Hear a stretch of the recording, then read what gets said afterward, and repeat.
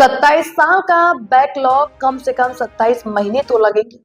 दिल्ली में प्रदूषण को लेकर किस पर भड़की सीएम रेखा गुप्ता। दिल्ली की सीएम रेखा गुप्ता ने बढ़ते प्रदूषण लेवल पर हो रहे विरोध प्रदर्शनों पर रविवार को नाराजगी जाहिर की है।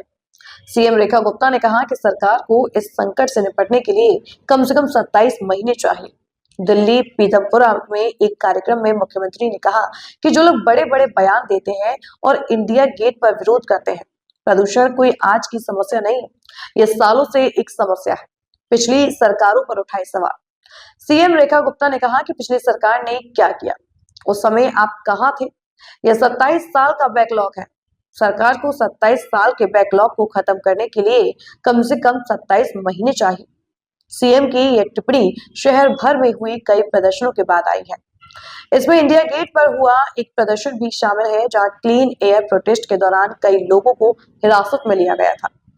प्रदर्शनकारियों ने एयर इमरजेंसी से निपटने के लिए तुरंत कार्रवाई और मजबूत पॉलिसी की मांग की।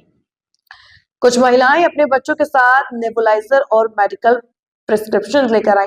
उन्हें दिल्ली के स्मोक के बढ़ते हेल्थ असर की याद दिलाने के लिए इस्तेमाल किया। पुलिस ने विरोध प्रदर्शन के सिलसिले में कम से कम 15 लोगों को हिरासत में लिया है। एक सीनियर अधिकारी ने कहा कि ग्रुप्स ने हटने से मना कर दिया और कथित तौर पर लोगों पर पेपर स्प्रे का इस्तेमाल किया, जिससे थोड़ी झड़प हुई। इस बीच यह नवंबर दिल्ली एनसीआर इलाके के लिए हाल के सालों में सबसे अधिक प्रदूषित महीनों में से एक रहा है। भारत के सभी 10 सबसे प्रदूषित शहर इसी इलाके में थे। इसमें गाजियाबाद लिस्ट में सबसे ऊपर और दिल्ली चौथे नंबर पर था। Centre for research on energy and clean air के मुताबिक हरियाणा के बहादुरगढ़ को छोड़कर इनमें से किसी भी शहर में एक भी दिन साफ हवा रिकॉर्ड नहीं हुई।